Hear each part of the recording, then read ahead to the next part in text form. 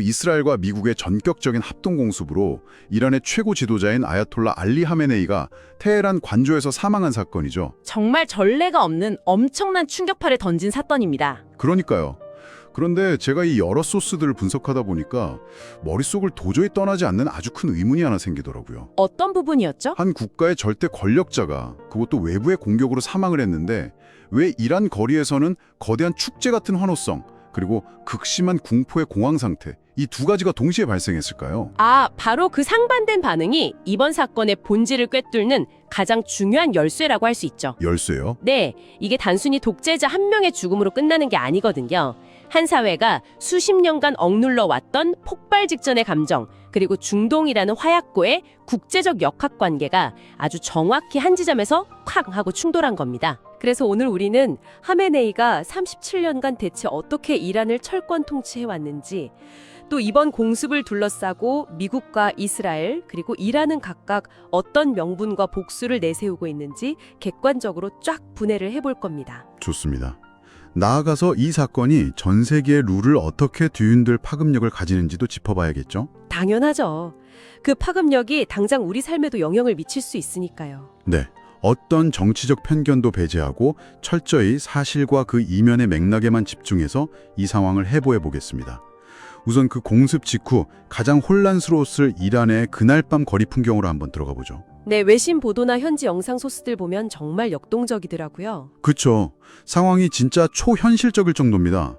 수도 테헤란은 뭐 말할 것도 없고 심지어 국가 핵심 보안시설, 그 핵시설이 위치한 이스파한, 남부도시 쉬라즈, 서부 아바단, 그냥 이란 전역에서 엄청난 인파가 쏟아져 나왔어요. 한밤중이었는데도 말이죠. 맞아요. 해외 반체제 매체들을 통해서 하메네이 사망 소식이 스마트폰으로 쫙 퍼지자마자 사람들이 거리로 몰려 나와서 막 큰 휘파람을 불고 신나는 음악 틀어놓고 춤도 추고요. 네, 자동차 경적을 길게 울리면서 마치 월드컵 우승이라도 한 것 같은 거대한 축제 분위기가 연출됐습니다. 게다가 이란 국내뿐만 아니라 미국이나 스페인에 거주하는 이란 교민들도 밖으로 나와서 환호하는 모습이 보도에 생생하게 잡혔잖아요. 여기서 우리가 읽어내야 할 아주 깊은 맥락이 있습니다. 그 환호성이 단순히 한 인간의 죽음을 기뻐하는 그런 원초적인 감정이 아니라는 거죠. 그럼 어떤 의미가 있는 걸까요? 월스트리트 저널 분석에 보면 이 상황을 아주 정확하게 짚어낸 문장이 하나 나옵니다. 이란 정권에 반대하는 사람들 사이에서 새로운 미래가 가능할 수 있다는 조심스러운 희망이 피어오르고 있다. 조심스러운 희망이 피어오르고 있다. 네, 즉 수십 년간 숨통을 조여왔던 그 거대한 억압의 사슬이 드디어 끊어질지도 모른다는 일종의 해방감이 분출된 겁니다. 조심스러운 희망이라는 표현이 참 많은 걸 내포하고 있네요. 사실 이란 시민들이 그동안 겪었던 끔찍한 일들 생각하면 왜 그 희망이 그렇게 조심스러울 수밖에 없는지 이해가 확 갑니다. 정확한 지적이십니다. 이 환호의 배경을 이해하려면 시계를 조금만 올해초로 돌려봐야 해요. 올해 초에도 반정부 시위가 크게 있었죠. 맞습니다. 경제난과 억압에 지친 시민들이 이란 전역에서 거리로 나섰잖아요. 그런데 국가가 내놓은 답은 자국민을 향한 무자비한 무력 탄압이었습니다. 그 당시에 수천 명의 시민이 목숨을 잃었다고 보도됐었죠. 네. 이 참혹한 과정을 겪으면서 이란 민중들 사이에서는 아주 뼈아픈 좌절감이 자리 잡게 된 겁니다. 아무리 우리가 거리에 나가서 피를 흘려도 저 막강한 군사력과 총구를 쥔 정권을 우리 힘만으로는 절대 무너뜨릴 수 없구나 하는 깊은 무력감이었죠. 스스로의 힘으로는 안 된다는 그 무력감. 그런데 감히 무너질 거라고 상상도 못했던 절대 권력자가 외부의 압도적인 무력에 의해서 하룻밤 사이에 휙 사라져버린 겁니다. 네네. 절대 깨지지 않을 것 같던 절망의 벽에 거대한 균열이 쫙 가는 걸 두 눈으로 직접 목격한 시민들의 반응인 셈이죠. 그러니까 내부의 저항만으로는 절대 불가능해 보였던 그 변화가 외부의 개입으로 강제 시작된 셈이니까 그럴만도 하네요. 하지만 앞서 제가 질문드렸듯이 소스에 담긴 그날 밤 거리는 결코 축제만 있었던 게 아니잖아요. 그렇죠.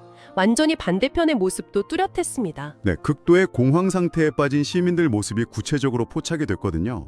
월스트리트 저널 보도를 보니까 공습 소식 전해진 직후에 엄청난 수의 주민들이 한밤중에 마트로 달려와서 생수나 통조림 같은 식료품을 막 미친 듯이 사재기하기 시작했습니다. 언제 상황이 악화될지 모르니까요. 게다가 언제 끊길지 모르는 기름 채우려고 주유소마다 차들이 끝이 안 보일 정도로 늘어섰고요. 피난 가려는 차들이랑 엉켜가지고 새벽 도로가 완전히 마비되는 극심한 교통체증까지 빚어졌어요. 바로 이 상황이 보여주는 게 이란 거리의 역설입니다.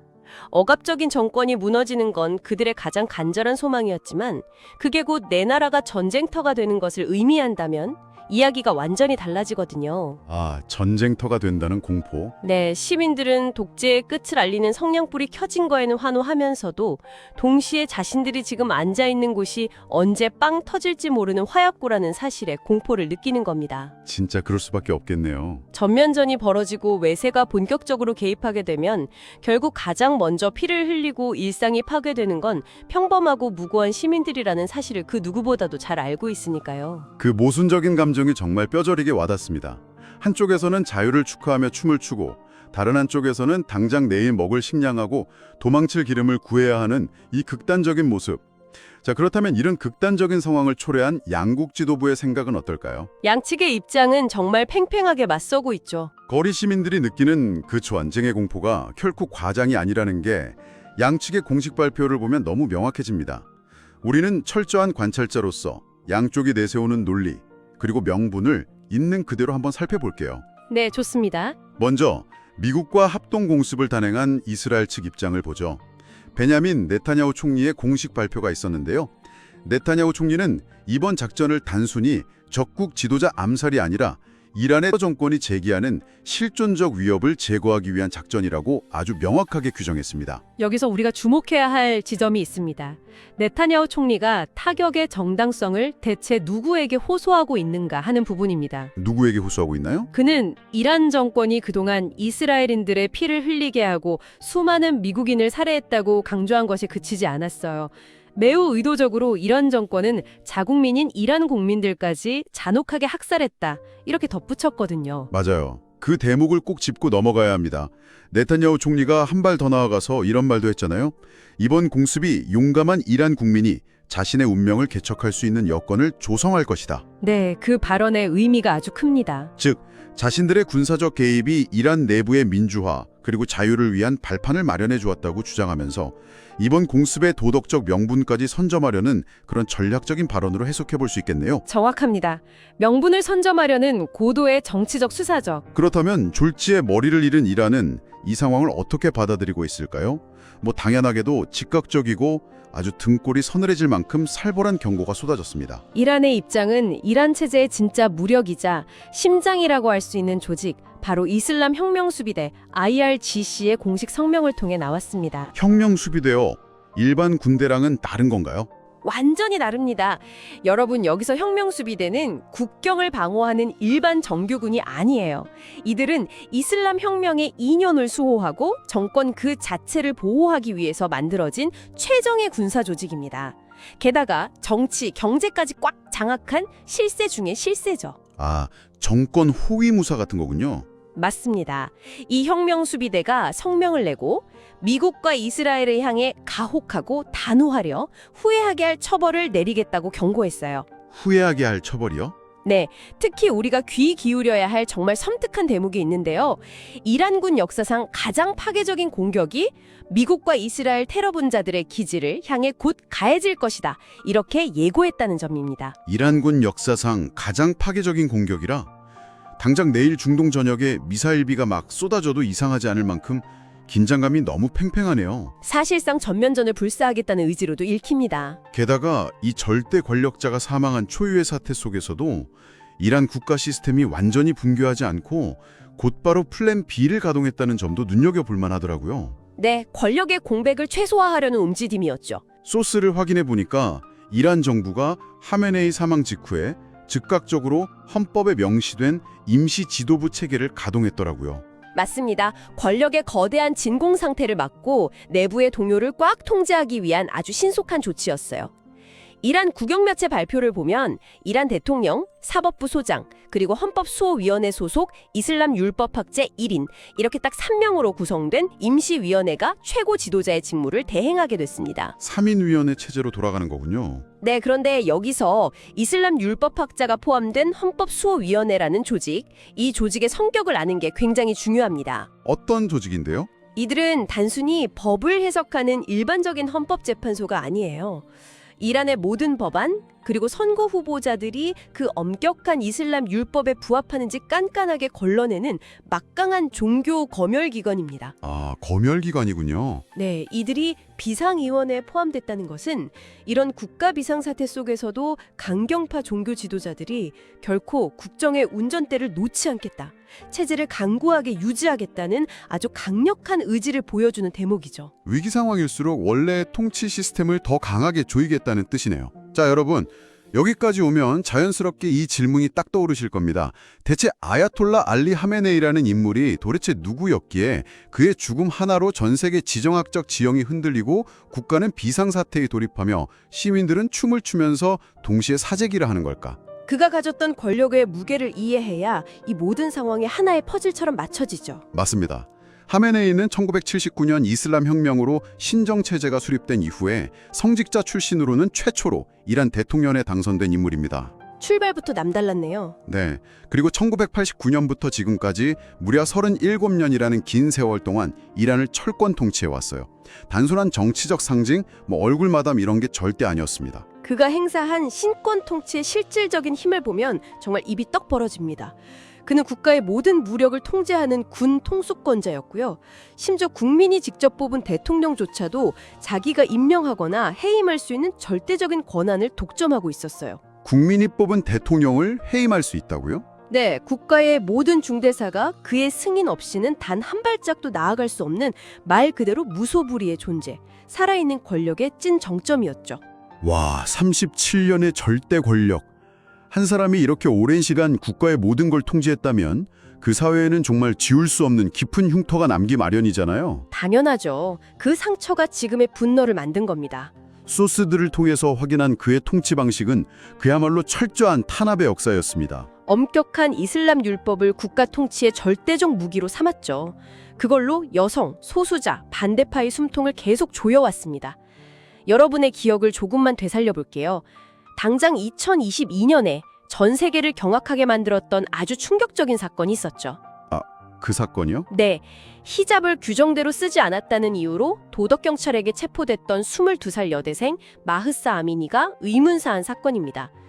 이 비극은 곧바로 이란 전국을 뒤흔든 대규모 반정부 시위로 들불처럼 번져나갔습니다. 네, 전 세계가 소셜미디어를 통해서 막 연대하고 이란 여성들의 용기에 지지를 보냈던 바로 그 시위잖아요. 맞습니다. 그리고 앞서 우리가 언급했던 올해 초 경제난 규탄 시위까지 민중의 분노는 계속해서 끌어올랐거든요. 하지만 이 자료에 기록된 하메네이의 대응은 단 한 번도 변한 적이 없었습니다. 대화나 타접은 전혀 없었죠. 오직 무자비한 유혈 진압뿐이었습니다.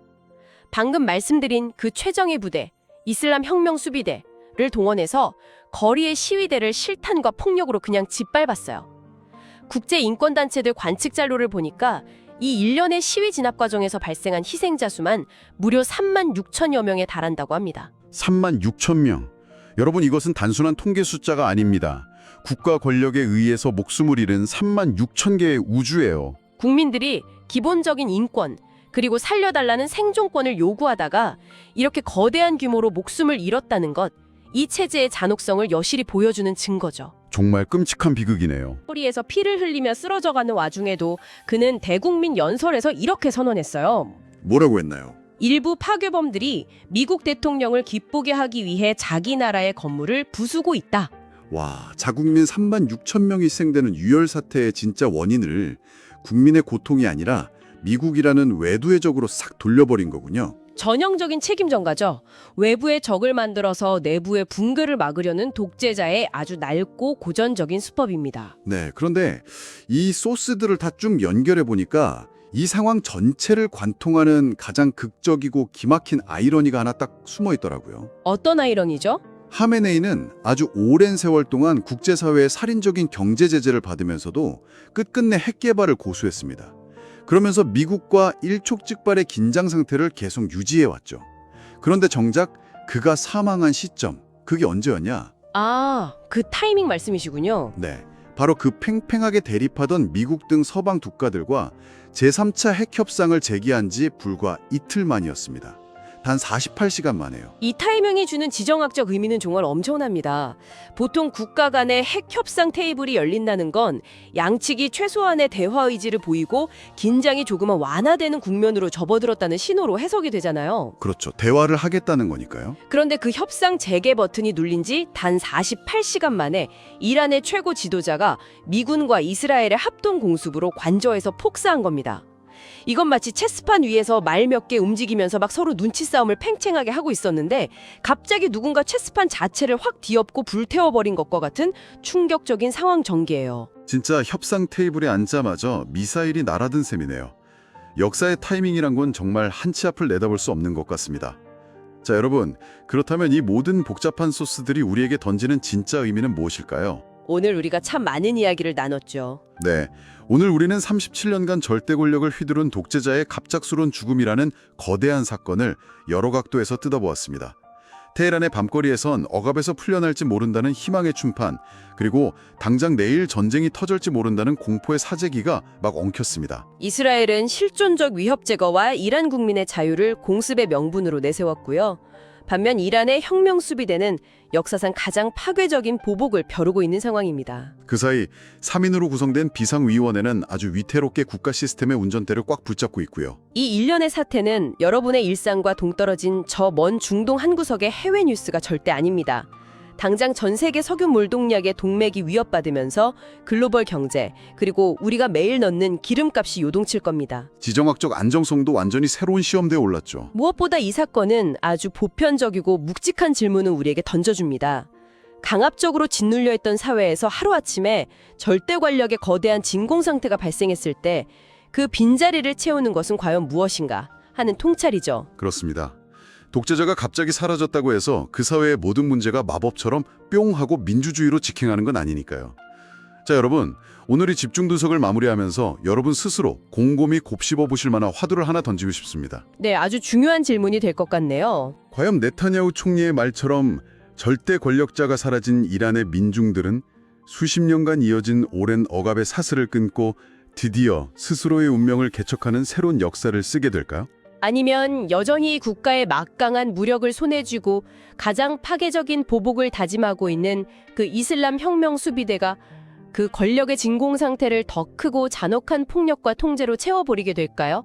한 국가의 머리가 날아간 지금 진짜 총을 쥐고 있는 자들의 다음 선택은 과연 무엇일지, 그리고 평범한 시민들은 그 틈바구니에서 대체 어떤 내일을 맞이하게 될지 여러분은 어떻게 생각하십니까? 앞으로의 상황을 정말 주의 깊게 지켜봐야겠습니다. 네, 오늘 저희가 심층적으로 나눈 이 이야기가 여러분이 단순한 뉴스를 넘어서 세상의 거대한 흐름을 읽어내는 작지만 예리한 렌즈가 되었기를 바랍니다.